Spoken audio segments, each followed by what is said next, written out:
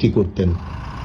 6টি power tiller লাগতো প্রত্যেকটি ভাটা, সেখানে প্রায় 30 থেকে 35 জন শ্রমিক লাগতো এই মাটি কাদা করার জন্য, ইট তৈরির জন্য যে কাদার প্রয়োজন করে কাঁচা ইট বানানোর জন্য, তাতে প্রতিদিন 30 থেকে 35 হাজার টাকা পেমেন্ট দেওয়া লাগতো।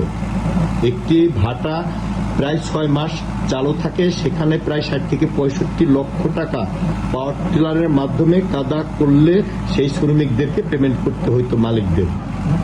আর এখন আপনারা দেখতেছেন যে ট্রাক্টরের মাধ্যমে কিভাবে করতেছে, এত সহজভাবে এক্সকাভেটরের মাধ্যমে মাটিটা দিয়ে দিচ্ছে। ট্রাক্টরের পিছনে একটা মেশিনের মতো বানাতে হয়, সেই মেশিনে দিয়ে দিচ্ছে।